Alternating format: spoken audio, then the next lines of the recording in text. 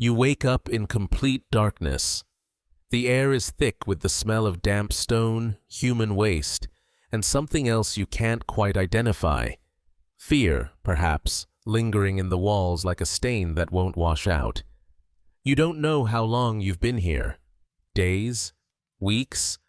Time has become meaningless in this place where no sunlight penetrates, where the only sounds are distant screams, the scurrying of rats, and the constant drip of water somewhere in the shadows.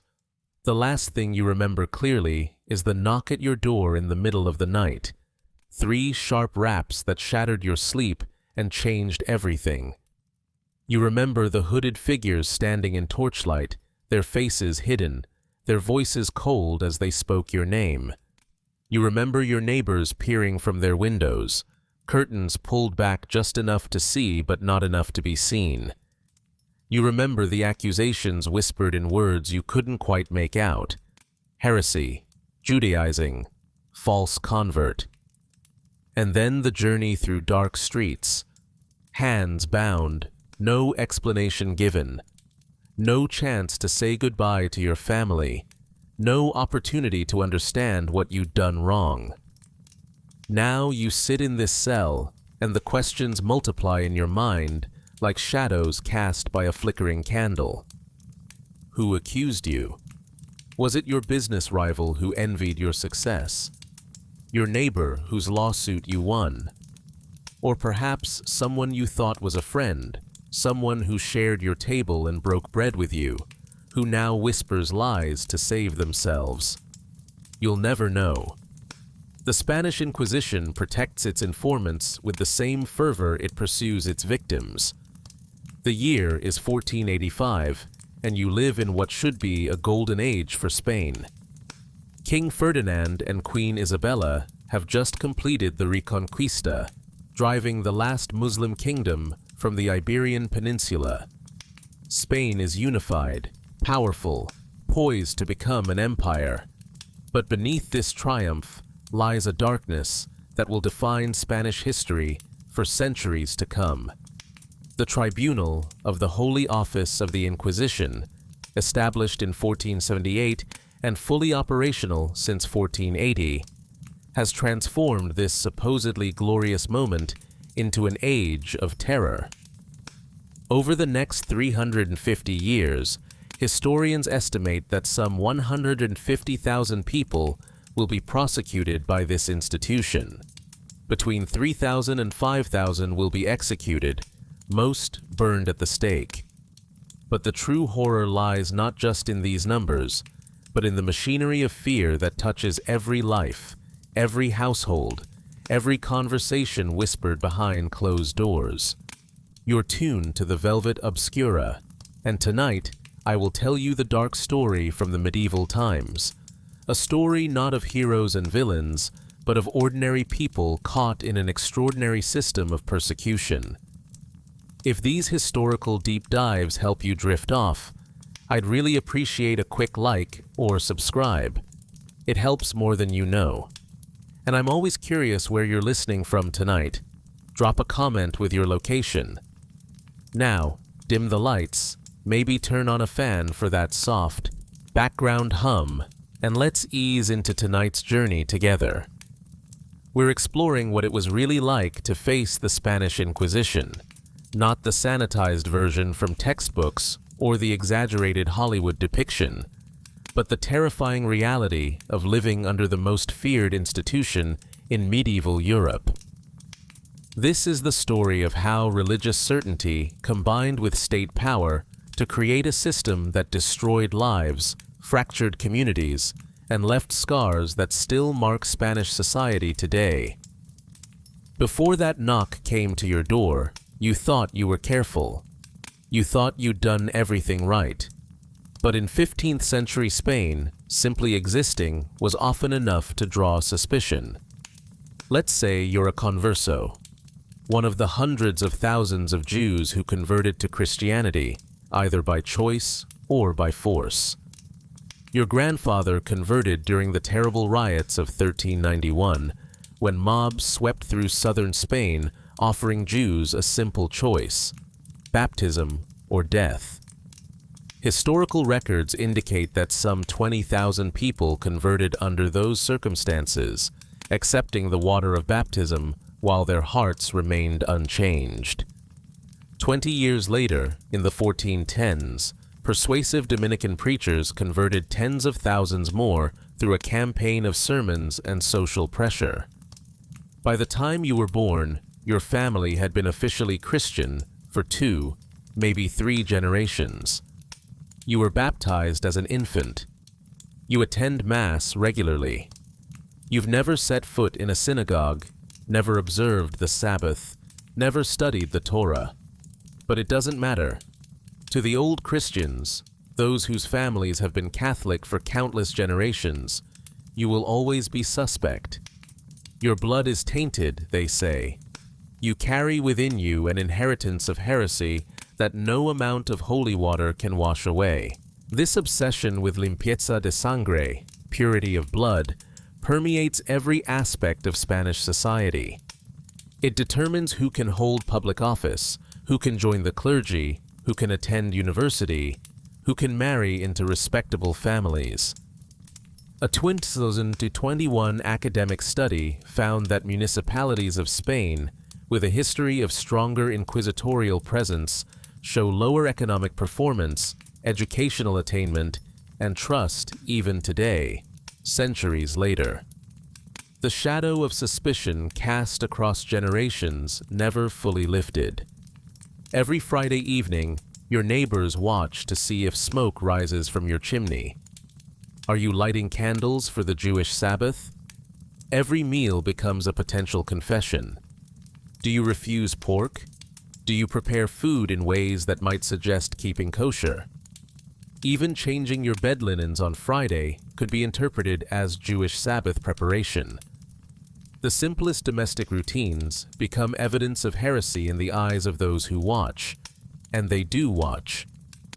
The Inquisition has transformed Spain into a nation of spies. Denunciation has been elevated to the status of a religious duty. Failure to report suspected heresy is itself a form of heresy. Historical accounts document how this strategy transformed everyone into an Inquisition agent, reminding them that a simple word or deed could bring them before the tribunal. The system filled the nation with informants and made every individual suspicious of neighbors, family members, and any strangers they might meet. Economic motives masked themselves as religious purity. By the 1450s, according to historical sources, conversos had become the new urban middle class, dominant in business, filling positions abandoned by Jews, and even entering the clergy. Some became canons, priors, even bishops. This success bred resentment among old Christians, who saw their economic opportunities shrinking. What better way to eliminate competition than to accuse a rival of secretly practicing Judaism? An anonymous accusation costs nothing and carries no risk to the accuser. If the charge sticks, your business rival disappears into an Inquisition prison, and their property, confiscated by the Inquisition, might even be available for purchase at bargain prices. You've tried to be perfect. You attend every Mass, make the sign of the cross at every opportunity, display religious imagery in your home, donate to the church. You've studied Catholic doctrine until you can recite prayers in your sleep. But perfection itself can be suspicious. Why is he trying so hard? They whisper. What is he hiding? The truth is, there's no safe position. Be too devout, and you're obviously compensating for secret heresy. Be too casual, and you're clearly indifferent to true faith. Socialize with other conversos, and you're forming a Jewish conspiracy. Avoid other conversos, and you're trying to hide your Jewish connections. The system is designed so that innocence offers no protection. You live in a world where casual conversations from months, or even years ago, can be weaponized against you. That joke you made about a saint's miracle? That question you asked about church doctrine? that time you visited a friend on a Friday evening. All of it catalogued, remembered, ready to be reported when circumstances make it convenient. Historical records show that in 1481, during the early years of the Inquisition, 20,000 conversos confessed to heresy, hoping to avoid execution. But their penitence required them to name other heretics. By year's end, hundreds of conversos were burned at the stake. It was a brilliant trap. Confess and implicate your friends and family, or remain silent and face full interrogation. The paranoia touches everything. You watch your words at the dinner table, uncertain if your children might innocently repeat them to playmates whose parents might report them. You're careful around servants, knowing their loyalty lasts only until a better opportunity presents itself. You avoid discussing religion, politics, or anything remotely controversial. Silence becomes survival, and isolation becomes safety. But isolation doesn't protect you, because the accusations don't need to be true. They just need to be made. Behind this machinery of persecution stands one man whose name will become synonymous with the Inquisition's cruelty. Tomás de Torquemada. Born in 1420 in Valladolid, he entered the Dominican order as a young man and spent 22 years as prior of the monastery of Santa Cruz in Segovia. It was there that he met the young Princess Isabella, becoming her confessor and spiritual advisor. When she ascended to the throne of Castile in 1474, Torquemada followed her to the royal court, where his influence only grew. In 1483, Pope Sixtus IV appointed Torquemada as Grand Inquisitor of Spain, a position that gave him authority over all inquisitorial tribunals in the kingdoms of Castile, Leon, Aragon, Catalonia, Valencia, and Majorca. It was a level of power unprecedented for a simple friar who had refused all high ecclesiastical positions, choosing to remain in his Dominican robes rather than accept the trappings of bishops or cardinals. Torquemada immediately set about reorganizing the Spanish Inquisition with methodical precision. He established tribunals in Seville, Jaén, Córdoba, Ciudad Real, Valladolid, and later Zaragoza for the Kingdom of Aragon. In 1484, at a General Assembly in Seville, he promulgated 28 articles that would guide inquisitors' investigations for decades to come. These articles outlined in meticulous detail what constituted heresy, how interrogations should be conducted, when torture could be applied, and how property should be confiscated. The document, known as the Compilación de las Instrucciones del Oficio de la Santa Inquisición, became the blueprint for systematic persecution. Under Torquemada's direction, the Spanish Inquisition grew from a single tribunal at Seville to a network of 24 holy offices spread across the Spanish kingdoms. He created a high council of 5 members to assist him in hearing appeals, though such appeals rarely resulted in mercy. The Spanish chronicler Sebastián de Olmedo called him the hammer of heretics, the light of Spain, the savior of his country, the honor of his order. But to those who fell under his authority, he was something else entirely, the embodiment of relentless, unyielding persecution. Various estimates exist for the number of victims during Torquemada's tenure as Grand Inquisitor. Hernando del Pulgar, Queen Isabella's secretary, wrote that 2,000 executions took place throughout the entirety of her reign, which extended well beyond Torquemada's death. Modern historians generally accept this figure as the most reliable for executions, specifically during Torquemada's time in office, from 1483 to 1498. But executions tell only part of the story. Thousands more were imprisoned, tortured, stripped of their property, exiled, or forced to wear the San Benito, the penitential garment that marked them as convicted heretics for years afterward. Torquemada was also the driving force behind the Alhambra Decree of March 31st, 1492. There's a tradition, though historians debate its accuracy, that when King Ferdinand was considering accepting 30,000 ducats from Jewish leaders in exchange for not expelling the Jews from Spain, Torquemada appeared before him bearing a crucifix aloft. Judas Iscariot sold Christ for 30 pieces of silver, he reportedly said. Your Highness is about to sell him for 30,000 ducats. Here he is. Take him and sell him. Whether or not these exact words were spoken, Torquemada's influence on the expulsion is well documented. Approximately 40,000 to 200,000 Sun Jews, historians debate the exact number, were forced to leave Spain, abandoning homes their families had occupied for over a millennium. Even the Pope grew concerned about Torquemada's severity. Pope Sixtus IV attempted to intervene, issuing a bull that absolved conversos of any wrongs they might have done, but King Ferdinand refused to be bound by it.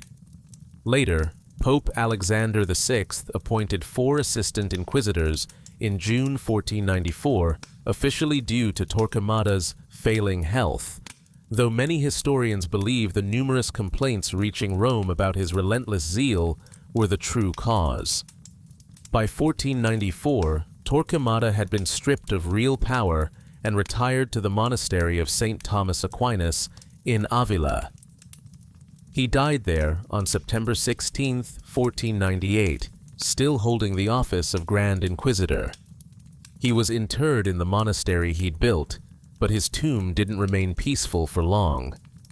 In 1832, just 2 years before the Inquisition was finally disbanded, his tomb was ransacked.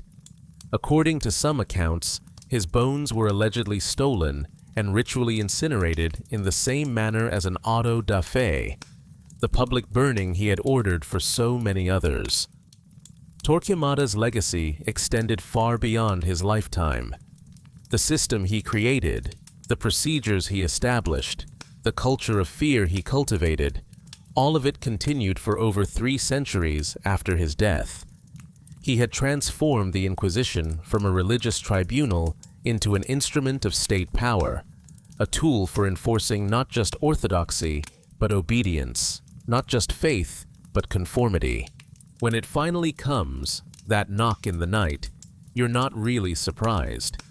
You've been expecting it in some corner of your mind, the way you might expect thunder after seeing lightning. The Inquisition's agents, called familiares, appear without warning. They're often lay people who serve the holy office in exchange for privileges and protection, men who wear their association with the Inquisition like armor against their own potential accusation. Tonight, 3 of them stand at your threshold, torches casting their faces in flickering light and deep shadow. They wear dark robes, hoods pulled forward.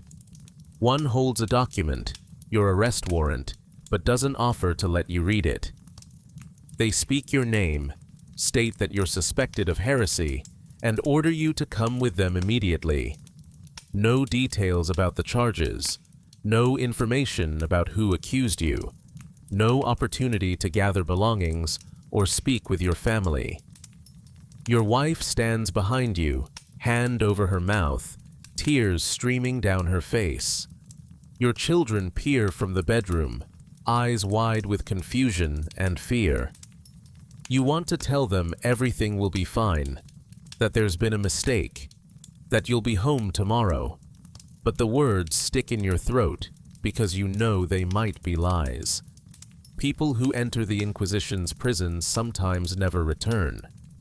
Even those who do come back are changed, broken in ways that never fully heal. The familiares bind your hands, not roughly, they're following procedure, but firmly enough that the rope bites into your wrists. They lead you out into the street, and you see them, your neighbors, standing in doorways and peering from windows, watching. Some look away when you meet their eyes. Others stare with expressions you can't read. Is that sympathy? Fear? Satisfaction? You'll never know which of them reported you, but in this moment, they're all suspect, all potential betrayers. The walk through town feels endless. The cobblestones are uneven under your feet, and you stumble occasionally, the familiaries steadying you with hands on your arms. You pass the church where you've attended Mass every Sunday for years. You pass the market square where you've bought bread and vegetables, where you've chatted with merchants about weather and prices and the ordinary concerns of ordinary life. All of it familiar, all of it now impossibly distant, as if you're already being erased from this world. The Inquisition prison looms ahead, a massive stone structure, formerly a monastery, now repurposed for darker work. Its walls are thick, its windows narrow slits near the ceiling designed to admit minimal light. The building itself seems to absorb sound and hope, a monument to the Holy Office's power and reach. You're not the first to walk through those doors tonight, and you won't be the last. An entire infrastructure of persecution has been built here, methodical and efficient, grinding through lives with bureaucratic precision. The familiares hand you over to the prison guards. There's paperwork, always paperwork. The Inquisition keeps meticulous records. Your name, the date of your arrest, the vague charges against you, the confiscation of your property to cover the costs of your imprisonment and trial. Yes, you'll pay for your own persecution. Historical records show that property confiscation was immediate and comprehensive. Even if found innocent, a vanishingly rare outcome, you'd likely never recover your confiscated assets. This is how the system sustained itself, by devouring the wealth of its victims. A guard takes your arm and leads you deeper into the building. Down stone staircases that spiral into darkness, the temperature dropping with each step. The smell intensifies, human waste, mold, the acrid scent of fear sweat. You hear sounds now, distant weeping, someone praying in a language you can't identify, a scream that cuts off abruptly, leaving silence more terrifying than the sound itself. The guard stops at a heavy wooden door. Iron hinges groan as he pulls it open. The cell beyond is perhaps 6 feet by 8 feet, stone walls glistening with moisture, a bucket in one corner for waste, straw scattered on the floor, crawling with insects. A narrow window near the ceiling admits a thread of gray light, not enough to read by, barely enough to distinguish day from night. Inside, the guard says. You step into the cell, and the door slams shut behind you. The sound of the bolt sliding home is as final as a gravestone settling into earth. You're alone now, truly alone in a way you've never experienced before. The darkness is absolute except for that thin strand of light from above. You sink down onto the straw, and only then do you allow yourself to shake, to let the terror you've been holding back wash over you in waves. You don't know yet that this is just the beginning, that the real torture isn't the instruments you've heard whispered about, but the waiting, the uncertainty, the slow erasure of time and self in the darkness. Days pass, or perhaps weeks.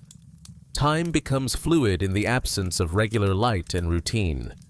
You try to mark the passage of days by the arrival of food, a piece of bread and cup of water pushed through a slot in the door, but the intervals seem irregular, deliberately so. Sleep comes in fitful bursts, disrupted by sounds from other cells, or by guards passing in the corridor, their torches briefly illuminating the crack under your door before plunging you back into darkness. The cell is cold. The stone walls seem to radiate chill into your bones, and the thin layer of straw provides little insulation against the floor. Your body begins to ache in new ways, muscles cramping from lack of movement, joints stiffening in the damp air. Your skin develops a rash from the filthy straw and your unwashed clothes. Your gums start to bleed, early signs of scurvy from the nutritionally barren diet. Your teeth feel loose when you probe them with your tongue, but the physical discomfort pales compared to what happens to your mind. The isolation is deliberate and sophisticated. Modern historians, studying Inquisition records preserved in archives like Berkeley's Bancroft Library, have found that the primary method of torture was psychological: solitary confinement and indefinite incarceration. One case that has come to light is that of Manuel de Lucena, a converso whose 300-page trial record documents his imprisonment. As historian Ron E. Hassner discovered while reading these documents, sitting in a room at the Bancroft Library as centuries-old sand from the parchment pages sifted onto his lap, de Lucena was never formally tortured on the rack or with other instruments. But years in a dungeon, long periods of isolation, and constant fear broke him completely. It was, as Hassner observed, torture in all but name. De Lucena eventually confessed and implicated over 100 other conversos, his will utterly shattered by psychological torment. You replay every conversation you've ever had, searching for the moment that brought you here. Was it something you said 3 years ago at a wedding? A question you asked about church doctrine that someone interpreted as doubt? A business transaction that left someone resentful enough to fabricate charges? Your mind spins through possibilities, creating scenarios, imagining betrayals, until you're no longer certain what's memory and what's paranoid invention. The worst part is not knowing. Not knowing who accused you. Not knowing what specific charges you face. Not knowing when, or if, you'll be interrogated, tried, released, executed. This uncertainty is weaponized against you. Without information, you can't prepare a defense. Without time limits, you can't count down to an end. The imprisonment becomes its own reality, a permanent present tense with no visible horizon. You hear other prisoners sometimes, a man in a nearby cell who prays constantly in Hebrew, his voice rising and falling in a rhythm that's almost soothing until you remember what it means. He's a crypto-Jew, one of those who converted but secretly maintained the old faith. If they have evidence of that, he's almost certainly doomed. A woman somewhere down the corridor who sobs without stopping, her grief so pure and unending that it becomes background noise, like the dripping water. Someone else who screams at irregular intervals, fear or madness, you can't tell which. You wonder about your family. Are they safe? Has the investigation expanded to include your wife, your children, your siblings? The Inquisition often used what could be called a scattergun approach, investigating entire family networks based on one accusation. Your confiscated property was supposed to support your family, but you know that's largely a fiction. It's funding the very system that imprisoned you, paying for the guards who watch your cell, the scribes who will record your interrogation, the wood that might burn you at the stake. As the days blur together, you notice changes in yourself. You talk to yourself, carrying on conversations that fill the silence. You develop rituals, counting the stones in one wall, arranging bits of straw in patterns, memorizing prayers and reciting them in rhythms that mark time. These small structures help organize the shapeless hours, give purpose to emptiness. But they also mark your disintegration, the way isolation breaks down the boundaries of self. You lose weight, your body consuming itself in the absence of adequate nutrition. Your clothes hang loose, Your face, when you touch it, feels unfamiliar. Sharper angles, skin stretched tight over bone. You develop sores that won't heal in the unsanitary conditions. Infections bloom in cuts you don't remember getting. Your hair becomes matted. Your fingernails are rimmed with filth that won't come out no matter how you try to clean them against the stone. And still, no one comes. No interrogation, no trial, just the endless present tense of waiting. Some prisoners, as far as historical accounts suggest, waited months before their first interrogation. This wasn't neglect, but strategy. Let fear and isolation break them down first. Let uncertainty erode their confidence and their sense of self. By the time they face an inquisitor, they're already compromised, already desperate for any resolution, any structure imposed on the chaos their lives have become. This is the genius of the Inquisition's psychological torture. By the time they finally bring you to interrogation, you're already broken. You're desperate for human contact, even if it comes in the form of an inquisitor. You're ready to confess to anything just to end the uncertainty, to see another face, to hear another voice that isn't your own, or the screams of distant prisoners. You've been softened up, prepared, made ready for the next phase of your ordeal. When the guards finally arrive to take you to interrogation, you feel something you never expected. Relief. At least something is happening. At least you'll get answers. At least you'll see another human face and hear another human voice speak directly to you. You don't know yet that the interrogation will bring its own horrors, that the answers you'll get will be worse than no answers at all, that seeing human faces will only remind you of everything you've lost and how much further you have to fall. The guards lead you up from the cells, back toward the world of light and air. But you don't go far, just to a room on the ground floor of the prison. The interrogation chamber is surprisingly ordinary. A heavy wooden table, several chairs, religious imagery on the walls. A crucifix watches from above the door, Christ's suffering eyes seeming to follow you as you're positioned in the center of the room. The inquisitor sits behind the table. He's a Dominican friar. You can tell by his white habit and black cloak. His face is neither kind nor cruel, but settled in an expression of patient determination. This is his job, his holy calling.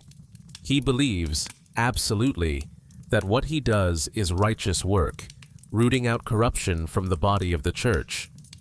That absolute certainty is more frightening than any overt cruelty would be.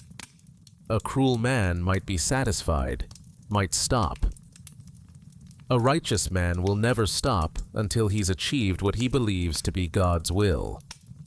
Two scribes sit at a smaller table to the side, their quills ready, their faces carefully neutral. They will record everything, every word you speak, every pause, every hesitation. These records will be meticulously preserved, filed away in archives. Centuries later, historians will read them, trying to understand what happened in rooms like this, reconstructing lives from ink on parchment. The Inquisitor begins with the oath. You're required to swear on the Bible that you'll tell the complete truth, that you'll answer all questions honestly, that you'll name any heretics you know. The oath itself is a trap. Refuse it, and you're admitting guilt through defiance. Take it, and you're bound to incriminate yourself and others. Your hand shakes as you place it on the Bible and swear. The questioning starts simply. Tell us about your faith. When were you baptized? Do you attend Mass regularly? When did you last take communion? These questions seem easy, and you answer them readily, grateful to finally have a chance to declare your orthodoxy, to explain that you're a good Christian, that there's been a terrible mistake. But then the questions shift. becoming more specific, more dangerous. Have you ever changed your bed linens on Friday? Have you ever refused to eat pork? Have you ever turned away from religious imagery? Do you have friends or family members who are known Jews? Each question is a trap. Answer yes, and you've admitted to potentially heretical behavior. Answer no, and they might already have witnesses who claim otherwise, in which case you're lying under oath. Even truthful answers can be twisted. Yes, you changed your linens on Friday because they were dirty, but that explanation sounds like an excuse for observing the Jewish Sabbath. No, you've never refused pork, but that single time you declined a dish because you weren't hungry. Surely someone remembers that, and now your denial looks like a lie. The Inquisitor watches your face as you answer, looking for tells, the darting of eyes, the flush of cheeks, the slight hesitation before responding. Everything is being assessed, weighed, recorded by those scribes whose quills scratch steadily across parchment, capturing your words for posterity and for evidence. Then comes the question you've been dreading. Others have named you as a Judaizer. They've testified under oath about your practices. What do you say to that? Your mind races. Who? What did they say? What should you admit to? The Inquisitor doesn't provide details. That's deliberate. Without knowing what evidence exists, you're fumbling in the dark, unable to construct a consistent defense. You might confess to something they don't know about, or deny something they have detailed testimony about. Either way, you lose. I'm a good Christian, you say, your voice cracking from weeks of disuse and from fear. I've never practiced Judaism. I don't know what they told you, but it's not true. It can't be true. I attend Mass every Sunday. The Inquisitor holds up a hand, silencing you. You understand that lying to this tribunal is itself heresy. That obstinate denial in the face of evidence brings more severe punishment than honest confession. The pressure is immense, crushing. Historians who have studied Inquisition interrogation techniques have found that inquisitors were sophisticated and patient in their approach. Ron E. Hassner's research reveals a crucial insight. Agents of the Inquisition didn't believe quick, intense torture could provoke reliable confessions. They knew that desperate people tell torturers what they want to hear. False confessions extracted through pain are unreliable. So they built their cases patiently, gathering information from multiple sources over months or even years, using various methods. With any given subject, they used torture only intermittently, in sessions sometimes months apart. Their main goal wasn't to compel a confession or a profession of faith, but to extract factual information that would confirm or corroborate information already in hand. The interrogation continues for hours. The same questions rephrased in different ways. Long pauses where the Inquisitor consults documents, letting silence build pressure. Occasional statements. We already have testimony about this. We're giving you the opportunity to tell the truth. Or, others in your situation who confessed honestly received mercy. Those who remained obstinate. The sentence hangs unfinished, more threatening for what's left unsaid. Your legs ache from standing. Your throat is dry from talking. Your mind feels fuzzy, unable to track all the questions, unable to remember what you've already said, and to whom. The scribe's quills scratch on and on, recording everything, and you realize that your own words are building a cage around you. Each answer a bar that narrows your space until there's nowhere left to move. Finally, the Inquisitor leans back. You'll return to your cell to reflect on your answers. We'll speak again soon. Use this time to search your conscience. Confession and repentance are still possible. Continued obstinacy is not in your interest. The guards take you back down to the darkness. But now the darkness is different. Now it's filled with the conversation you just had, playing over and over in your mind. What did you say? Did you contradict yourself? Who might have testified against you? What should you confess to when they call you back? The interrogations continue at irregular intervals. Sometimes a week passes between sessions. Sometimes just a few days. The irregularity is part of the strategy. You can never prepare, never know when the guards will come. Each session circles back over previous answers, probing for inconsistencies, presenting new evidence that might or might not be real. Other prisoners return to their cells with stories whispered through stone walls. One woman confessed to everything after they showed her the torture chamber. She didn't experience the instruments themselves. Just seeing them was enough. A man down the corridor broke after they named his children, suggesting that continued denial would force the investigation to expand to his family. The trap tightens, and slowly, inevitably, you feel yourself breaking. In your third or fourth interrogation, you've lost count, the Inquisitor changes tactics. He sets down his documents and looks at you with something that might be compassion if you didn't know better. "You're making this harder than it needs to be," he says. "We don't seek your destruction. We seek your salvation. The Church is merciful to those who confess and repent, but we cannot show mercy to those who persist in deception." He opens a new document. Others have already confessed. They've named names. Your name appears frequently in their testimony. Wouldn't you like to know what they've said about you? Your heart hammers. Finally, you might learn the specific charges, the evidence against you. "Yes," you say. "Please." "Yes." The Inquisitor smiles slightly. "Then you must reciprocate. Tell us what you know about these people." He begins reading names.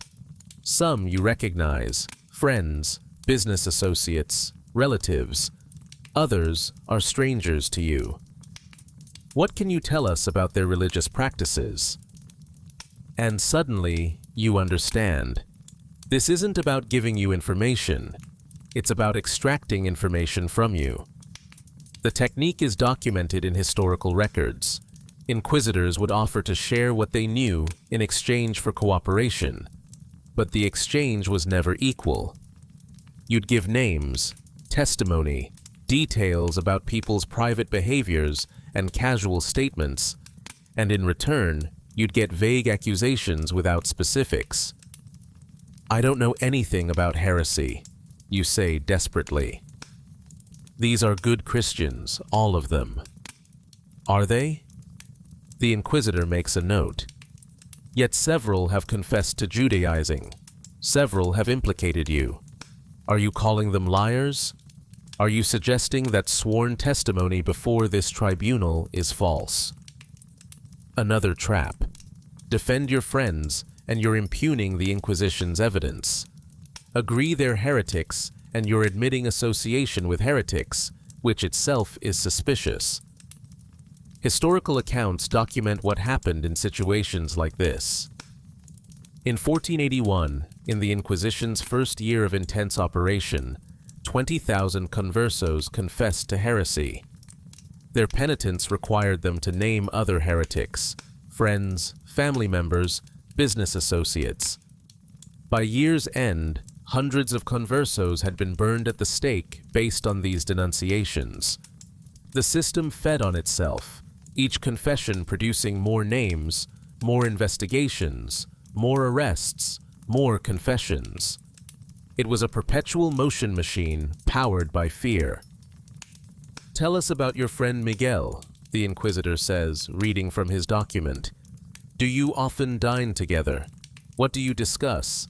Has he ever said anything questionable about the faith?" You think of Miguel, your friend of 20 years. His wife is your wife's closest companion. Your children play together. You've celebrated baptisms and weddings and holidays together. And now you're being asked to search your memories of him for anything that could be twisted into evidence of heresy. Miguel is devout, you say. He's never said anything against the faith. Never? The Inquisitor's eyebrows rise. In 20 years of friendship, he's never questioned any aspect of church teaching, never expressed doubt, never made a joke that might be considered irreverent. The pressure builds. Because, of course, Miguel has questioned things. Everyone questions things. He once wondered aloud why God allows suffering. He once joked about a relic that seemed suspiciously abundant. Surely there weren't enough pieces of the true cross to build a house, he'd said, laughing. Innocent remarks, the kind every thinking person makes. But in this room, before this Inquisitor, with those scribes recording every word, innocent remarks become evidence. I don't remember anything specific, you say. Then you admit there might be something you've forgotten, something that, upon reflection, you might recall. The interrogation technique is masterful. They're not demanding you lie. They're asking you to remember things that might have seemed innocent at the time, but could now be reinterpreted as sinister. They're inviting you to reconsider your memories through a lens of suspicion. Some prisoners, as accounts suggest, broke under this pressure and began naming names freely, desperate to give the Inquisitors what they wanted. Others tried to protect their loved ones by naming only those already dead, or those who had already fled Spain beyond the Inquisition's reach. Still others named people they barely knew, hoping that the Inquisition's resources would be stretched too thin to investigate everyone. But the Inquisition's resources were not thin. Torquemada had established tribunals across Spain. He had scribes and familiaries and guards and torture specialists. He had a system that could process accusations efficiently, systematically, relentlessly. Let me help you remember, the Inquisitor says, his voice soft now, almost gentle. Think back to last year's festival of Corpus Christi. You were at Miguel's house for dinner afterward. What was served? How do they know you were at Miguel's house? Who told them? You try to remember the meal, but can't recall details from a year ago. I don't remember, you say. Was pork served? A chill runs through you. If you say yes, and it's not true, you're lying. If you say no, you're admitting that Miguel doesn't serve pork, which could indicate he's keeping kosher. If you say you don't remember, you look suspicious. Who doesn't remember whether meat was served at a feast? There was meat, you say carefully. I believe there was pork, yes. The Inquisitor makes a note. You believe there was pork.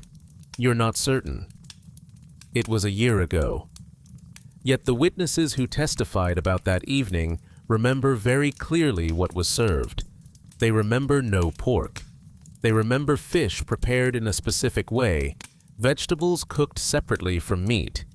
They remember the host making excuses about the pork being spoiled, despite it being a feast day when fresh meat would certainly be available. Do you remember any of that? You're sweating now, despite the cold of the interrogation room. I don't remember. I'm sorry. I just don't remember. The Inquisitor sits back. Perhaps more time to reflect would help your memory. We'll speak again soon. Back in your cell, the darkness feels heavier than before. Miguel's name is now in the Inquisition's documents. Your testimony, or lack of it, has been recorded.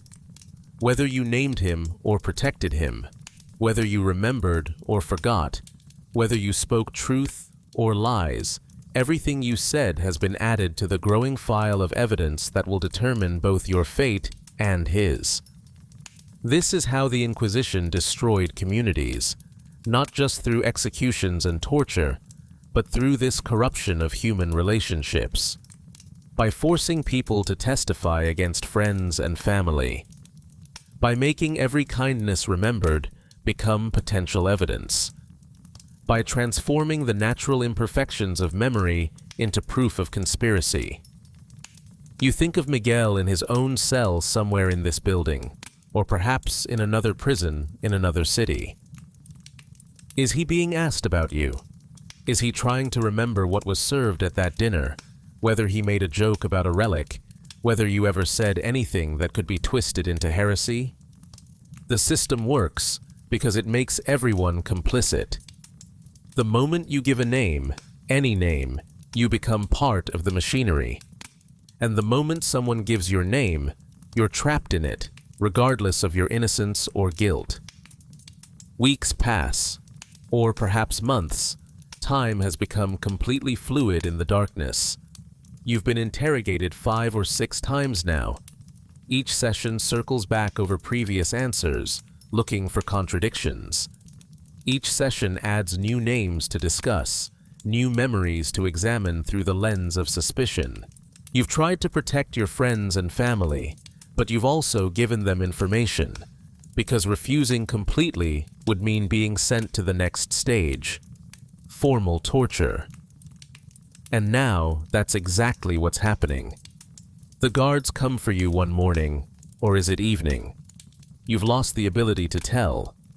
They bind your hands and lead you not to the interrogation chamber, but to a different room.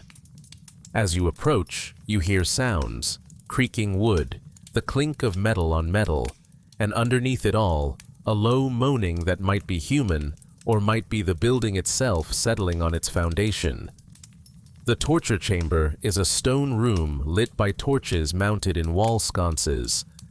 The flickering light casts moving shadows that make the space seem alive, breathing.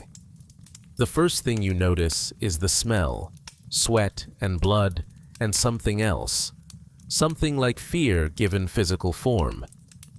The second thing you notice are the instruments. A rack stands against one wall, a wooden frame with rollers at each end, chains hanging from them. Nearby is a wooden beam with pulleys attached to the ceiling. Against another wall, various metal implements, pincers, screws, other devices whose purposes you can only imagine. And in the center of the room, a tilted board with leather straps and a bucket of water beside it. 3 men wait for you. The inquisitor from your interrogation stands near the door, his face impassive. A physician stands beside him, required by papal decree since 1256 to ensure torture doesn't endanger life. As if that makes it better. As if the presence of a doctor sanctifies what's about to happen. And finally, the torturer. A man in a leather apron, his face as neutral and professional as a carpenter's might be when approaching a piece of wood to shape. You're trembling. You can't stop it. Your body understands what your mind is still trying to deny. We've given you many opportunities to confess, the Inquisitor says. His voice echoes slightly in the stone chamber. We've been patient.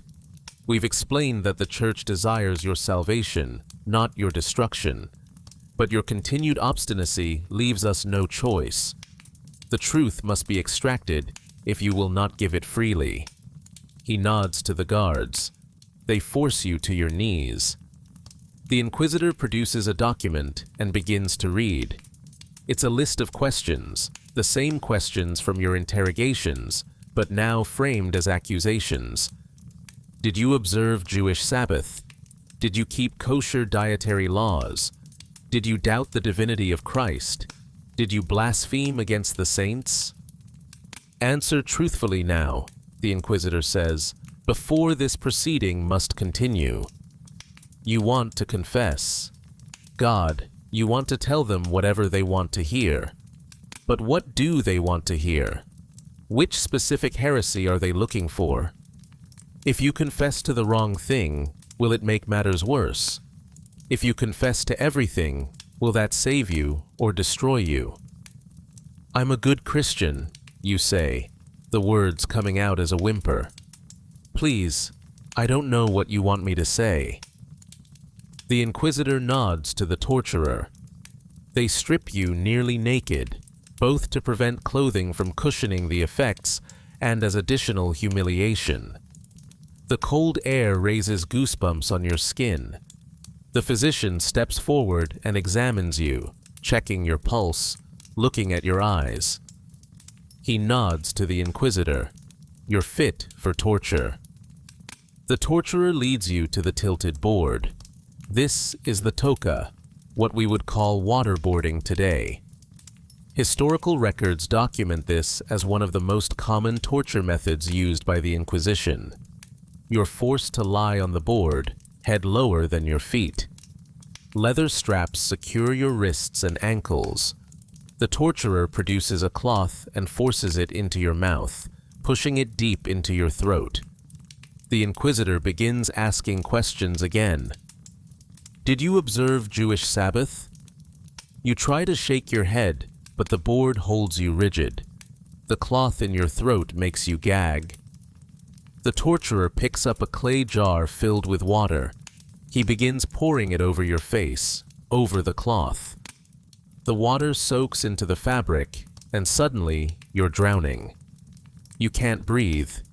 Your lungs spasm, trying desperately to draw air, but getting only water. Panic overwhelms everything. Your body bucks against the restraints. Your mind goes blank with pure animal terror. The pouring stops. You cough and gag, trying to expel the water from your throat, trying to draw breath. The cloth is still in your mouth, sodden now, making breathing difficult, even when water isn't actively being poured. Did you observe Jewish Sabbath? The Inquisitor repeats. You try to answer, but the cloth prevents speech. The torturer pours again. The sensation of drowning returns, worse this time because you know it's coming, because anticipation amplifies the terror. Your stomach distends with water. You feel like you're going to burst. Again, it stops. Again, the question. Again, you can't answer properly. Again, the water. Historical accounts document that torture sessions typically lasted around 60 minutes or less. The effectiveness depended on individual pain thresholds. Some people confessed immediately. Others held out longer. But eventually, almost everyone broke. The human body and mind aren't designed to withstand this level of sustained terror and pain. You don't know how many times the water is poured. You've lost count. You've lost everything except the primal need to make it stop. Yes, you try to scream through the cloth. Yes, yes, yes. The pouring stops. The torturer removes the cloth from your mouth. You vomit water, coughing and gagging, your stomach heaving. When you can finally speak, the words tumble out in a desperate rush. I observed Sabbath. I kept kosher. I doubted the saints. I practiced Judaism in secret. Everything you said, it's all true. Please, please, no more. The scribes record everything, every word of your confession, extracted through what modern law would call torture, but what the Inquisition called interrogatorio mejorado del agua, enhanced interrogation by water. But there's more. Now that you've confessed to practicing Judaism, you must provide details. Which prayers did you recite? Which holidays did you observe? And most importantly, who else participated with you? Name them, the Inquisitor says. Name all who shared in your heresy. And so you do. You name Miguel. You name your brother. You name your wife's cousin, your business partner, your childhood friend. You name people you barely know. People you've seen at synagogue decades ago before you converted. People whose names you remember from conversations. You name everyone you can think of because each name is a moment's relief from the possibility of more water, more drowning, more terror. The physician checks your pulse again, nods. You can withstand more if necessary. They move you to the strappado next, the rope torture. Your hands are tied behind your back and attached to a rope that runs through a pulley on the ceiling. The torturer pulls the rope, hoisting you off the ground. Your entire body weight hangs from your shoulders, which aren't designed to bear load in this position. The pain is immediate and excruciating. Your shoulders feel like they're tearing apart. You scream. "Tell us about the others," the Inquisitor says. "What rituals did you perform together?" You tell them everything. Some of it is true. Memories of your grandfather's practices before he converted, stories you heard as a child. Some of it is fiction, details you invent because they want details, and you'll say anything to make the pain stop. Some of it you honestly don't know if it's true or invented anymore. Your mind has become so fragmented by pain and fear that memory and imagination blur together. The session ends when the physician decides you've reached your limit. They lower you from the rope. Your shoulders are dislocated. The pain when they pop back into place makes you scream again. The torturer and guards carry you back to your cell because you can't walk. You lie on the straw, your body a map of agony. Your throat is raw from coughing and screaming. Your shoulders throb with every heartbeat. Your stomach aches from the water you ingested and vomited. But worse than the physical pain is the knowledge of what you've done. You've confessed. You've named names. You've given the Inquisition everything they wanted. And according to Inquisition procedure, tomorrow you must repeat your confession voluntarily without torture present. If you recant, you can be tortured again. The confession must appear voluntary to be valid. So tomorrow, and the next day, and the next, you'll repeat everything you said today. You'll confirm that yes, you practiced Judaism. Yes, these people participated. Yes, you're a heretic, deserving of punishment. Because the alternative is returning to that room, to those instruments, to that drowning sensation that never ends, even when the water stops flowing. Months have passed since your torture. Your shoulders never fully healed. They ache constantly now, especially when it rains. Your confession has been ratified and re-ratified. You've been interrogated again to ensure consistency in your testimony. Additional evidence has been gathered.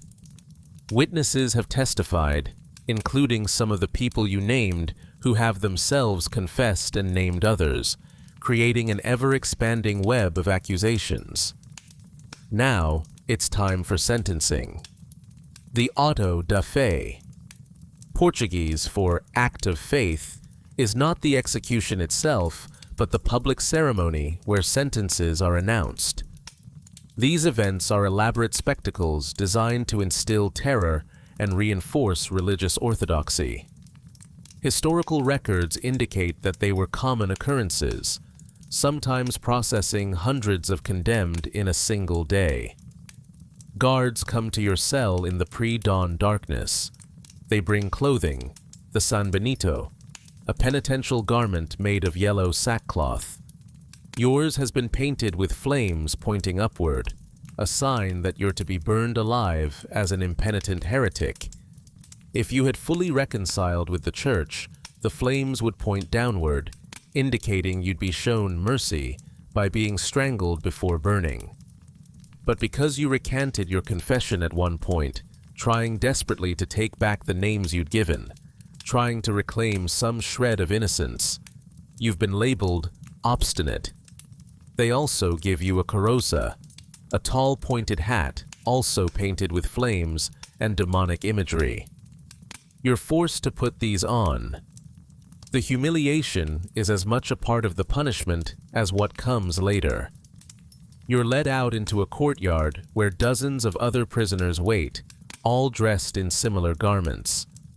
Some San Benitos have different markings: crosses for those being reconciled, flames pointing down for those who will be garroted before burning, penitential symbols for those receiving lesser punishments.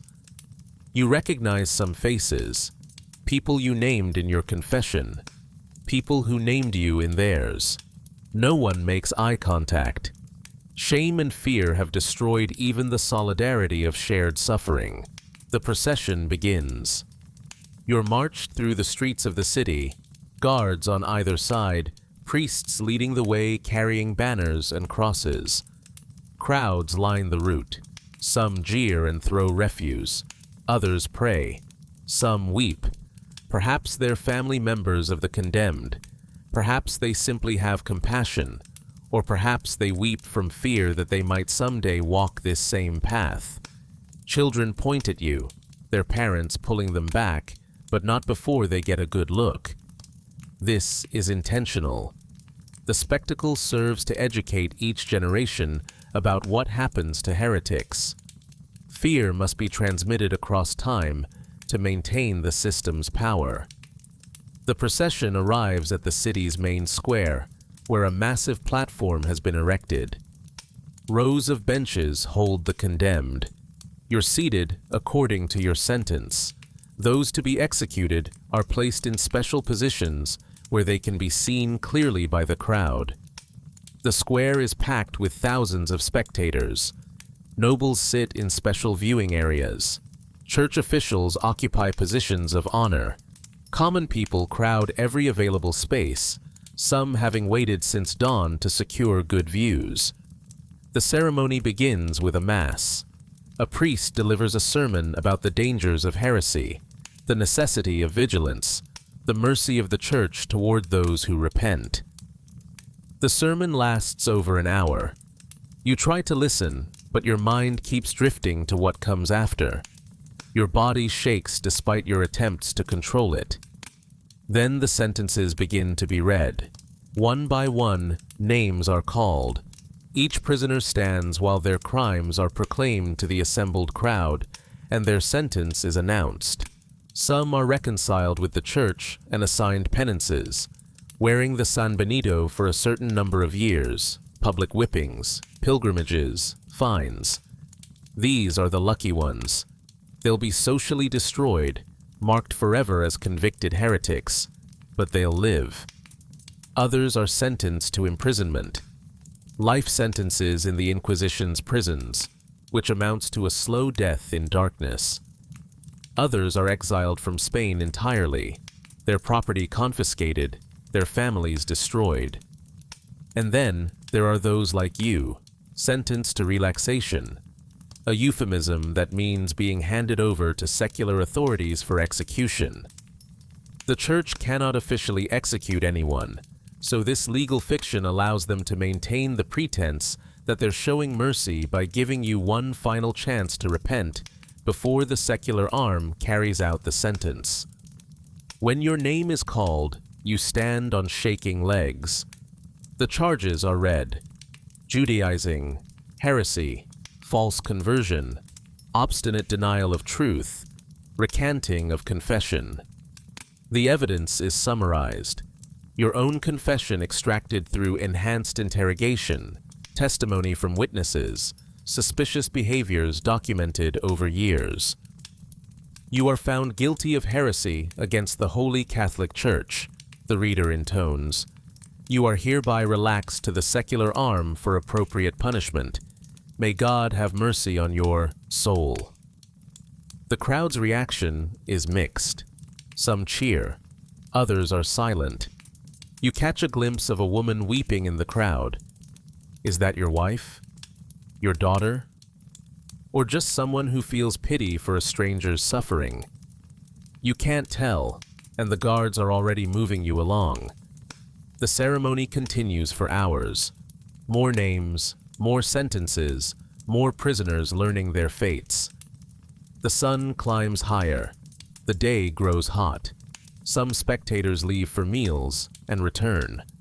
This is entertainment for them, a public festival, a reinforcement of community bonds formed through shared witness of punishment. Finally, it's done. Those being executed are separated from the others. You're placed in a cart along with 24 other condemned prisoners. The crowd follows as you're transported to the burning ground outside the city walls. Stakes have been erected, bundles of wood piled around them. This is the quemadero, the burning place. It's used often enough that the ground is permanently scorched, stained black with ash and remnants of previous executions. One by one, prisoners are tied to stakes. When it's your turn, the ropes bite into your already damaged shoulders. You stand on a small platform, wood piled to your chest. A priest approaches and offers one final opportunity to confess and receive the church's mercy. Strangling before burning. But what would you confess to? You've already confessed to everything, true or false. You've named everyone you could name. You've played your part in the machinery that destroyed your community. And none of it saved you. You shake your head, not from defiance, but from exhaustion. You have nothing left to confess. The priest steps back, making the sign of the cross. The executioner approaches with a torch. Historical records from Torquemada's tenure as Grand Inquisitor estimate that approximately 2,000 people were executed by burning during his 15 years in office, from 1483 to 1498.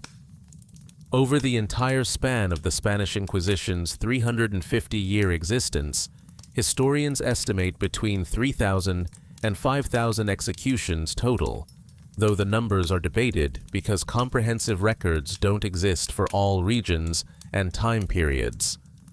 The torch touches the kindling. Smoke rises first, acrid and choking. You cough, your damaged throat protesting. Then the flames catch, spreading quickly through the dry wood. Heat builds rapidly, first uncomfortable, then painful, then unbearable. There's a moment, accounts from observers suggest this, when the condemned stop screaming. Not because the pain lessens, but because the lungs and throat are too damaged to produce sound anymore. Or perhaps because the mind simply shuts down, unable to process what's happening, retreating into some interior space where fire can't reach. The flames consume. The crowd watches. The priests pray. And eventually, it's over.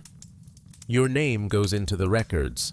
Another heretic punished, another soul presumably saved at the last moment by fire's purification, another example made to reinforce orthodoxy and obedience. The ash from your burning mingles with ash from the hundreds who burned before you and the thousands who will burn after, until the practice finally ends, centuries from now, in 1834. Not everyone who faced the Inquisition died. Understanding the full scope of the institution's impact requires looking at those who escaped its reach and those who survived its punishment but carried the scars forever. If you had been fortunate, or desperate, enough to flee before arrest, you might have joined the thousands who escaped Spain. Portugal was the closest refuge, just across the border, and many conversos fled there initially. But in 1496, Portugal's King Manuel I married Isabella and Ferdinand's daughter, and part of the marriage alliance was establishing a Portuguese Inquisition. So those who thought they'd found safety found themselves in the same nightmare in a different location. They had to flee again, this time to more distant shores. Some went to Italy, particularly to Venice, Rome, and other cities where Jewish communities already existed. Others went to Amsterdam, which became a major center of Sephardic Jewish life. The Ottoman Empire welcomed Jewish refugees. The Sultan reportedly mocked the Spanish monarchs for expelling such productive citizens. North Africa also received many exiles. And across the Atlantic, the Americas offered escape. though the Inquisition eventually established tribunals there too. In Lima, Peru in 1570, Mexico City in 1571, and Cartagena in 1610. Historical estimates suggest that when the Alhambra decree was issued on March 31, 1492, somewhere between 40,000 and 200,000 Jews were forced to leave Spain. The number varies widely depending on the source, and historians continue to debate the actual figure. Many chose conversion over exile, joining the already large converso population. But those who chose exile faced brutal journeys. Ships were overcrowded, leaky, and poorly provisioned. Many captains demanded additional payments mid-voyage, threatening to throw passengers overboard if they couldn't pay. Some passengers were robbed and killed once they reached North African shores. Others returned to Spain by land from Portugal, broken and desperate, accepting baptism to reclaim a fraction of their confiscated property. If you survived the Inquisition through confession and reconciliation, your life was forever altered. The San Benito you were sentenced to wear marked you as a convicted heretic. Depending on your sentence, you might wear it for months or years. Even after the garment itself was no longer required, the social stain remained. Records were kept. Everyone knew. Your family was tainted by association.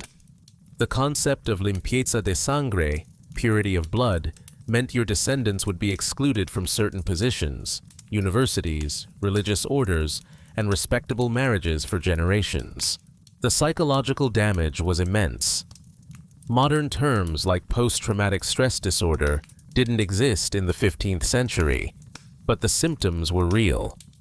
Survivors experienced nightmares, flashbacks, overwhelming anxiety. Many developed what might be called complicated grief, not just mourning specific losses, but grieving the destruction of their entire world, their community, their sense of safety. For conversos who had genuinely converted and truly believed in their Christian faith, the Inquisition represented a unique spiritual torment. They faced persecution by the church they'd devoted their lives to, accused of heresies they didn't commit, forced to confess to sins they hadn't committed. Their faith itself became a source of trauma rather than comfort. The Spanish Inquisition wasn't confined to Spain. It spread wherever Spanish power reached, establishing tribunals throughout the empire. In the Americas, indigenous peoples were initially exempt from Inquisition jurisdiction, not out of mercy, but because they were classified as new Christians, still learning the faith. However, this exemption was inconsistently applied, and later indigenous people and enslaved Africans could face Inquisition charges. The Inquisition also spread to Spanish territories in Italy. In 1517, it was established in Sicily. Attempts to set it up in Naples and Milan failed due to local resistance. In 1522, Holy Roman Emperor Charles V introduced it into the Low Countries to combat Protestantism, but it was largely unsuccessful there. The Dutch resistance to Spanish rule was fueled partly by opposition to the Inquisition, which became a symbol of tyranny that helped unite disparate provinces against Spanish control. The Portuguese Inquisition, established in 1536, operated with similar methods, but under Portuguese crown control. It focused heavily on conversos, pursuing accusations of secret Jewish practice with even greater intensity than the Spanish version, according to some historical accounts. The Portuguese Inquisition also established tribunals in its colonial possessions, including Goa in India. Over its 350-year existence, the Inquisition evolved and changed. The intense persecution of conversos that characterized the late 1400s and early 1500s gradually diminished. By the 1600s, The Inquisition focused more on Protestantism, Illuminist movements, blasphemy, and moral offenses. By the 1700s, Enlightenment ideas had weakened its power considerably, though it remained an oppressive presence. Napoleon finally halted the Spanish Inquisition when he defeated Spain in 1807. It was briefly restored by King Ferdinand VII in 1815, but with greatly reduced power. The last execution occurred in 1826.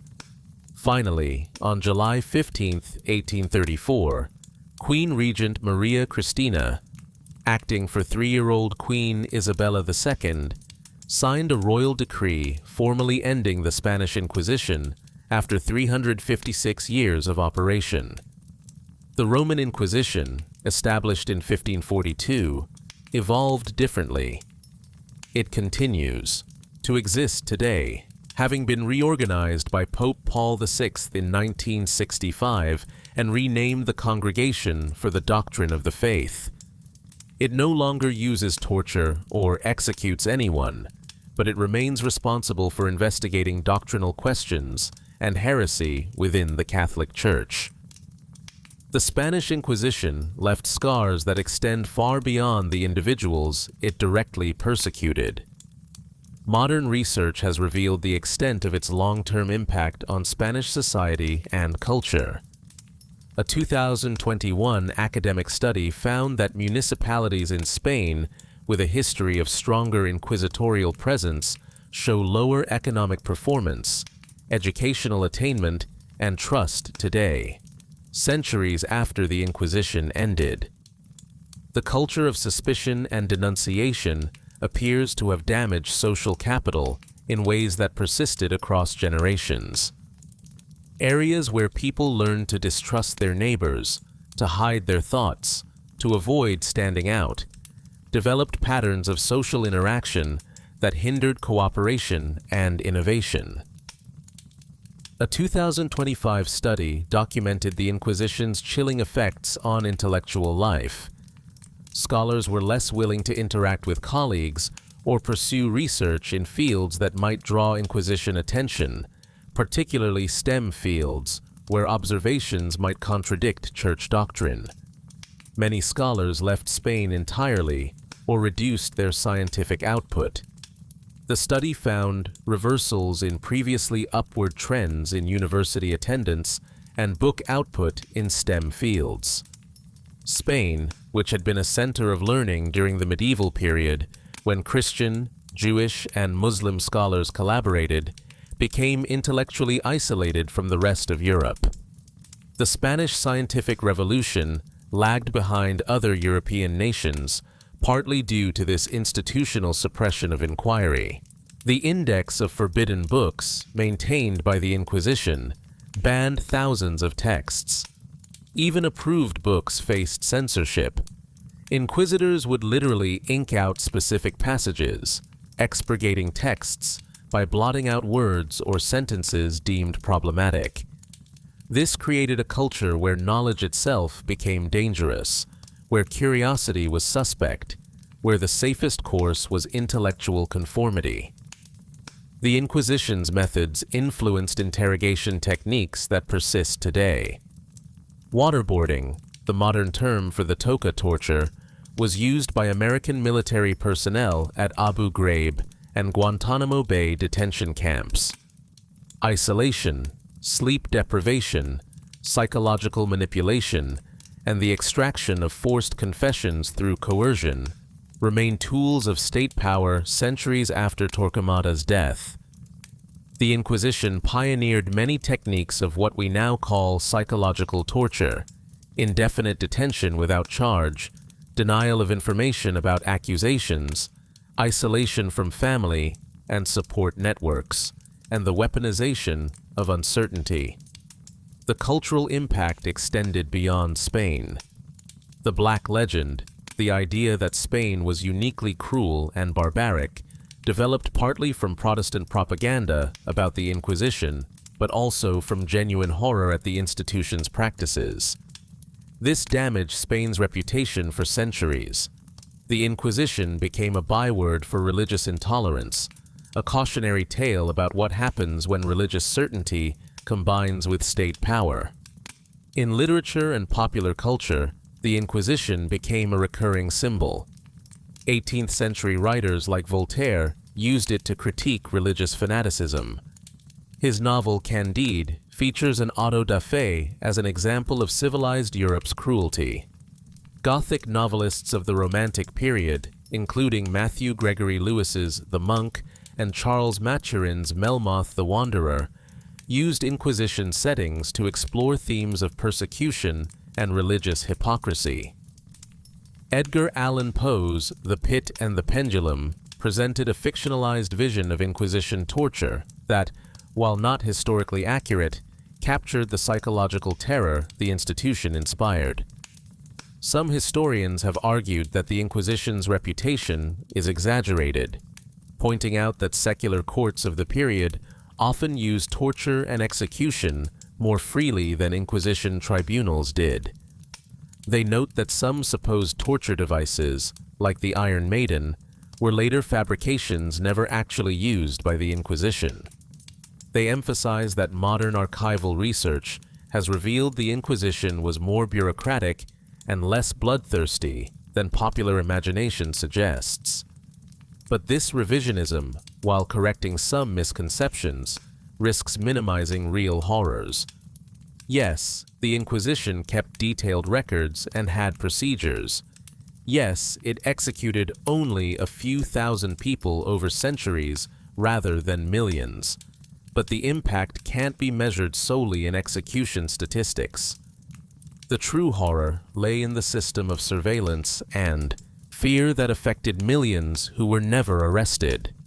The destruction of communities through forced denunciation, the way it poisoned relationships and made trust impossible, the cultural and intellectual stagnation it produced, the religious trauma it inflicted on people whose faith was turned against them. For Spanish Jews and their descendants, the Sephardic diaspora, the Inquisition remains a defining trauma. Communities that had flourished in Iberia for over a millennium were destroyed. A rich Sephardic culture that had produced philosophers like Maimonides, poets like Judah Halevi, and synthesized Jewish, Christian, and Islamic learning was scattered across the world. Even today, Sephardic Jews maintain distinct cultural practices and retain Ladino, a language derived from medieval Spanish, as a connection to their lost homeland. In Spain itself, the memory remains contentious. There's no widespread reckoning with this history, comparable to Germany's confrontation with the Holocaust or America's ongoing, incomplete reckoning with slavery. The Inquisition happened too long ago for living memory, yet its effects persist. Some Spanish Catholics still view it as a necessary defense of faith during a time of religious conflict. Others see it as a national shame, a stain on Spanish history that must be acknowledged and condemned. What seems clear from historical distance is that the Inquisition represents a cautionary tale about several dangerous elements of human society: the corruption of religious ideals when they merge with state power, the ease with which fear can be weaponized to control populations, the fragility of justice when accusation becomes proof, the speed with which neighbors turn against each other when incentivized to do so, and the way institutions designed for supposedly noble purposes can become engines of oppression. Beyond the famous cases and documented executions lie countless untold stories. The Inquisition's archives contain thousands of trial records, each one representing a human life disrupted or destroyed. Some of these stories deserve to be pulled from obscurity to remind us that history isn't just about grand movements and famous figures, but about individual human experiences. There was Maria, a Conversa woman in Seville, whose trial record shows she was accused because she refused a marriage proposal from an old Christian merchant. His wounded pride transformed into an accusation of Judaizing. She spent 3 years in prison before being reconciled with the church, her reputation destroyed, her marriage prospects eliminated. The man who accused her faced no consequences for what was likely a false charge. There was Diego, a young man whose only crime was being literate in Hebrew, a skill passed down from his grandfather, who had been a rabbi before converting. Diego used this knowledge to work as a scribe, copying documents for merchants. Someone reported him, suggesting that anyone who could read Hebrew must be practicing Judaism in secret. His trial dragged on for 2 years. He was eventually released, but forbidden from using his scribal skills, which had been his only means of income. There was Isabel, a widow whose children needed food. She bought meat from a Jewish butcher in a nearby town because his prices were lower than the Christian butchers. Someone saw her there and reported it as evidence that she was keeping kosher. She confessed under interrogation, implicating the Jewish butcher and several other conversos who had also shopped there for economic rather than religious reasons. The ripple effects of her single act of testimony created a cascade of arrests and trials. These individual stories, multiplied thousands of times, created the texture of daily life under the Inquisition. Every action carried potential consequence. Every relationship contained potential betrayal. Every difference from the norm, in diet, dress, schedule, language, or behavior, could become evidence of heresy. The psychological mechanism that made the Inquisition possible is worth understanding.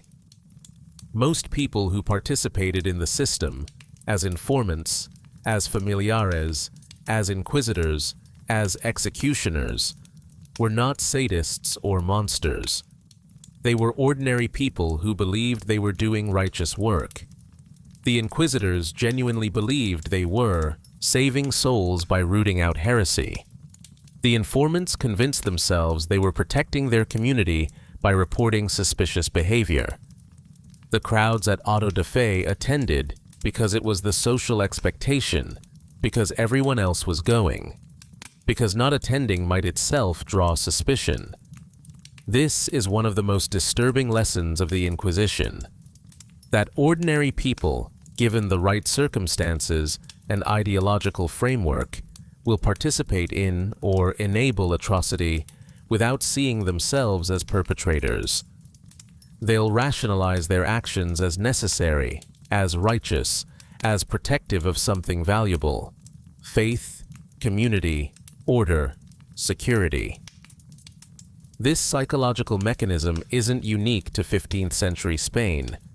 It appears throughout human history, in every society that has engaged in systematic persecution or violence against groups defined as other. The Inquisition also demonstrates how institutions, once created, develop their own momentum and resist reform. Even when popes tried to moderate its excesses, even when public opinion turned against it, even when its original justifications had faded, the institution persisted because it served purposes beyond its stated mission. It provided employment for thousands of people. It generated revenue through property confiscation. It offered a mechanism for resolving personal disputes and advancing political interests. It had become so woven into the fabric of Spanish society that removing it required more than just recognizing its injustice. It required dismantling an entire infrastructure of power. One aspect often overlooked in historical accounts is the impact on children. When you were arrested and taken to the Inquisition's prison, what happened to your children? If your spouse was also under investigation, which often occurred since familial connections were considered evidence, your children might be left with relatives. But those relatives, now tainted by association with suspected heretics, might refuse to take them in. Or they might take them, but treat them as burdens, unwanted reminders of familial disgrace. Some children were taken into the custody of old Christian families, supposedly for their own protection, but actually for forced assimilation. They were given new names, forbidden from speaking of their parents, taught to view their family's heritage as shameful. This practice served the dual purpose of saving the children's souls and eliminating their cultural connection to Judaism or Islam. Children old enough to testify could be called before inquisitors to give evidence about their parents' practices.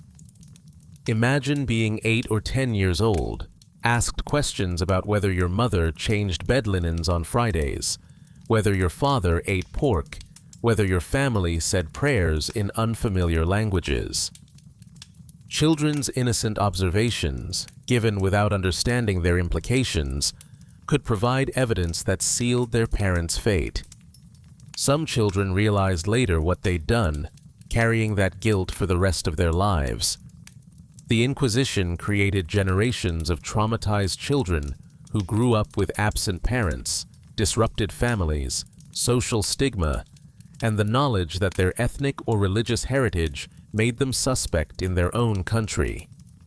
Some of these children grew up to embrace old Christian identity with zealous intensity, perhaps hoping to distance themselves from their parents' shame.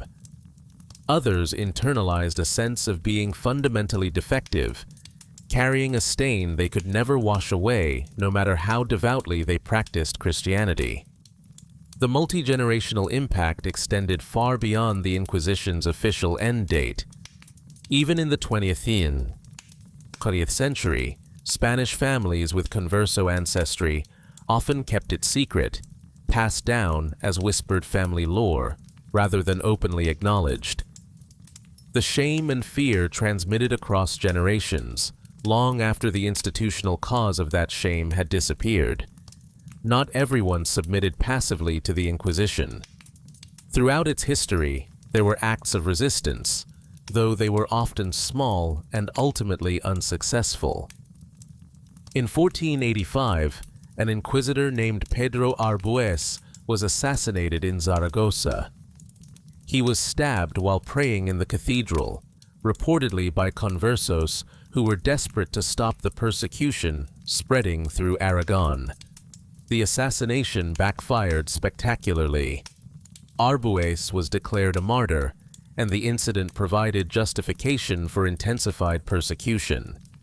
His killers were captured and executed with extreme cruelty, their fate serving as a warning to anyone else who might consider violent resistance. Some resistance took the form of flight.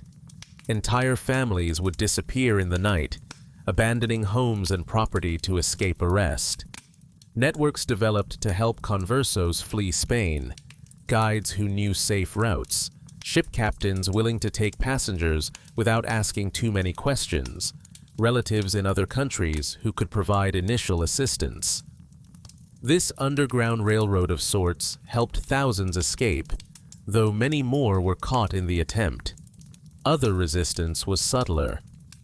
Crypto-Jews, those who maintained Jewish practice in secret despite converting, developed elaborate codes and signals. They would visit each other on Friday evenings for ostensibly social reasons, but actually to observe Sabbath together. They would claim illness to avoid eating prohibited foods at Christian feasts. They would light candles in hidden interior rooms where neighbors couldn't see smoke. They would teach their children prayers and traditions in whispers, swearing them to secrecy. This resistance took the form of simple persistence, of refusing to let their culture die despite overwhelming pressure to abandon it. There was also intellectual resistance. Some scholars wrote treatises arguing against the Inquisition's methods and assumptions, though publishing such works was dangerous. Humanist thinkers questioned the justice of a system based on anonymous accusations and forced confessions. Even some church officials expressed doubts, though usually privately. These voices of dissent rarely changed policy, but they kept alive the idea that the Inquisition was not inevitable, not divinely ordained, not beyond critique. The most common form of resistance, perhaps, was simply the refusal to internalize the Inquisition's narratives. Despite everything the system did to convince conversos that they were inferior, corrupted, inherently suspect, many maintained their dignity and sense of self-worth. They knew they were no less Christian than their persecutors. They knew their heritage was not a stain, but a complex history worthy of respect. This internal resistance, this refusal to accept the oppressor's definition of oneself, helped some people survive psychologically, even when they couldn't escape physically. Perhaps the deepest lesson of the Inquisition concerns the danger of certainty. The inquisitors were certain they knew God's will. They were certain they could identify heretics. They were certain that their methods, however harsh, served a higher purpose. They were certain that religious uniformity was worth any cost. This certainty made cruelty possible, even easy. When you're absolutely convinced you're right, the suffering of those who disagree seems like a reasonable price for truth. But certainty is often an illusion. The conversos the Inquisition persecuted as secret Jews included many sincere Christians. The confessions extracted through torture were often false.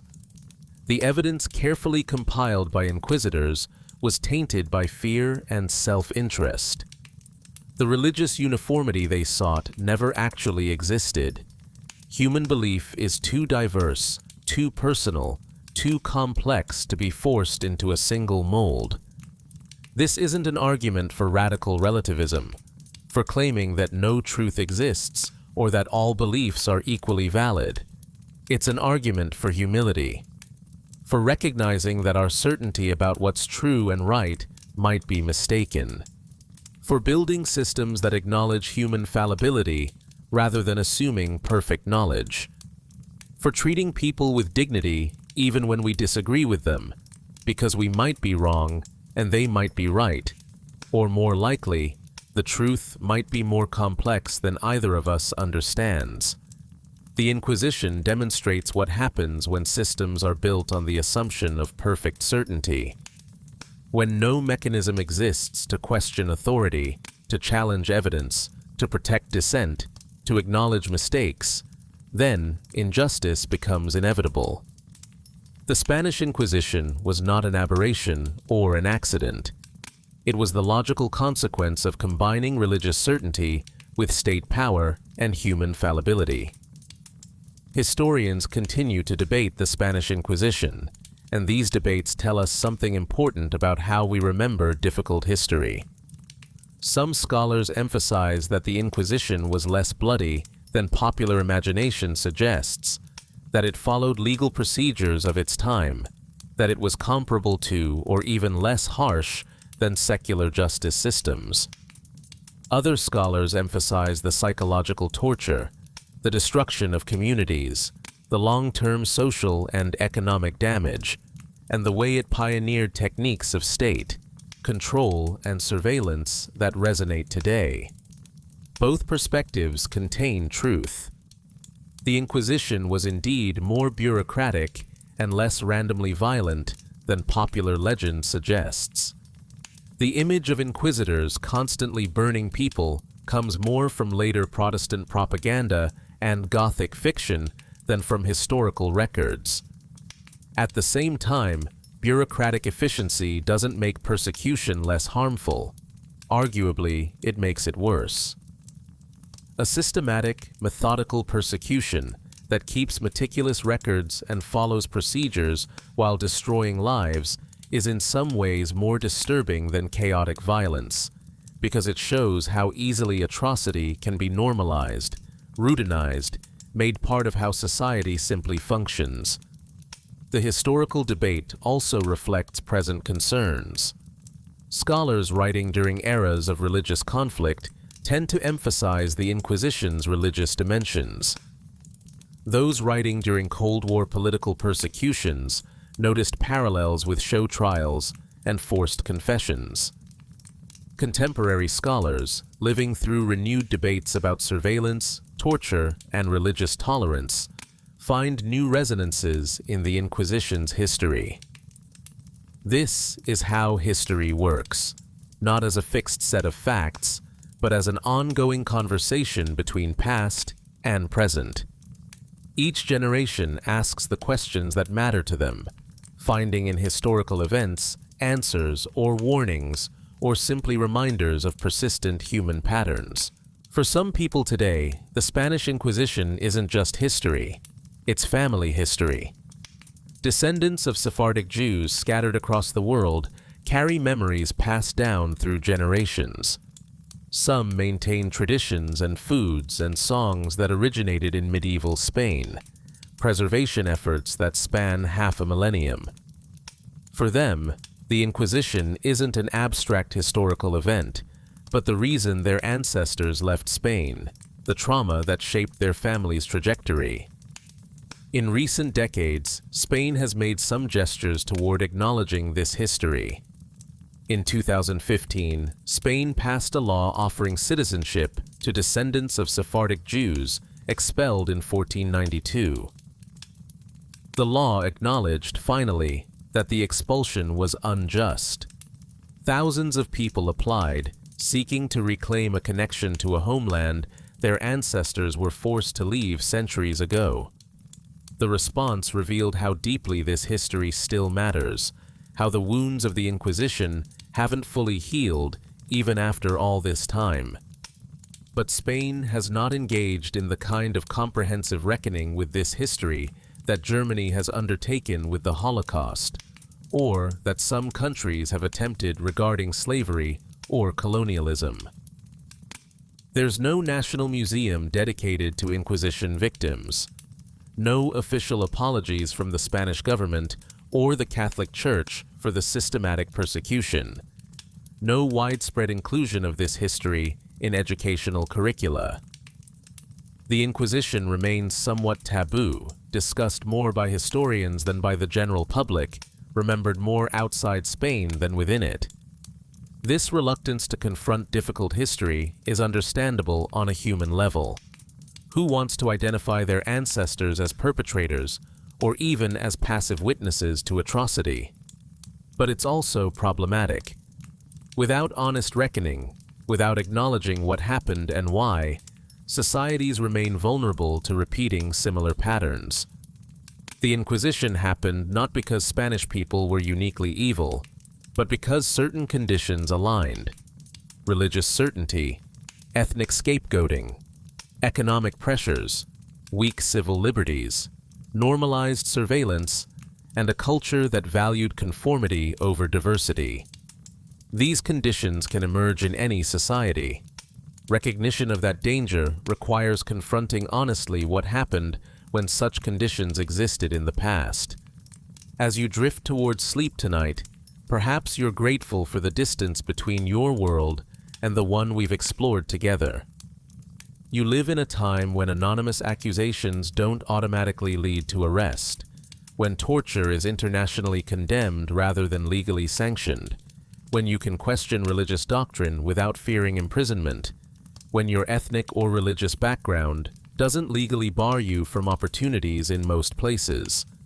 But perhaps you also recognize uncomfortable echoes. Systems of surveillance that track citizens' movements and communications. Cultures of denunciation where reporting on neighbors is encouraged, or even mandated in some contexts. Places where religious or ethnic identity still determines safety and opportunity. The persistence of forced confessions in many parts of the world. The way fear can be manufactured and weaponized to control populations. The political use of religious rhetoric to justify cruelty. The assumption that security requires sacrificing civil liberties. The treatment of refugees and migrants as inherently suspect. The way easily groups defined as other become scapegoats during times of economic or social stress.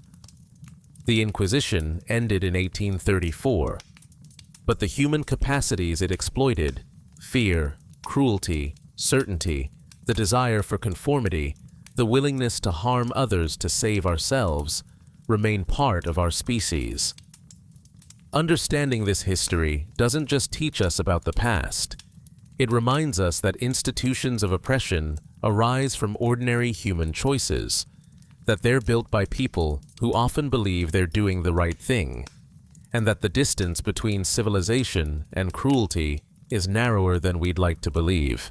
The people who suffered under the Inquisition, both those who died and those who survived, were not historical abstractions, but individuals with hopes and fears, with families they loved and dreams they cherished. They deserve to be remembered not just as victims in a historical narrative, but as people whose lives had value beyond the circumstances of their persecution.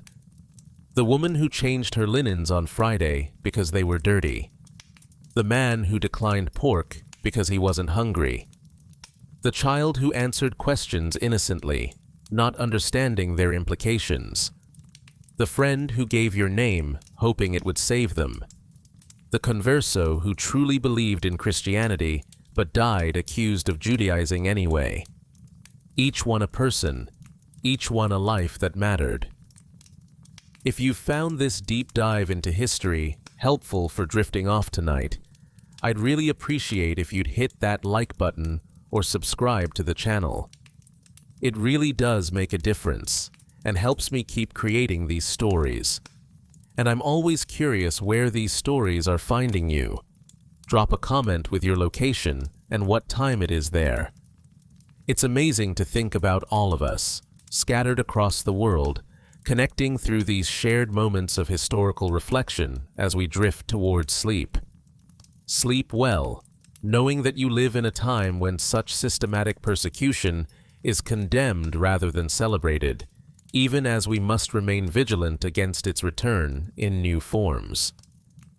The stone walls of former Inquisition prisons still stand in some Spanish cities, silent witnesses to centuries of suffering, reminders that history's darkest chapters must be remembered so they're never repeated. Some have been converted into museums. Others stand empty, their cells vacant, their torture chambers gathering dust. But the stories they hold remain relevant, reminders of what humans are capable of doing to each other when fear and certainty combine with power. The darkness that surrounds you now as you drift towards sleep is just darkness, not a prison cell. The silence is just silence, not the absence of hope. And when you wake tomorrow, you'll be free to walk in sunlight, to speak your mind, to practice whatever faith you choose or none at all, to live without the fear that defined so many lives for so many years under the Spanish Inquisition. That freedom wasn't inevitable. People fought for it, died for it, and worked across generations to build societies where such persecution would become unthinkable. We inherit that freedom with a responsibility to protect it, to extend it to those who still lack it, and to remain vigilant against the forces that would take it away. Rest well tonight, grateful for the present, mindful of the past, and hopeful for a future where the lessons of history guide us toward justice rather than repeating cycles of persecution. Good night.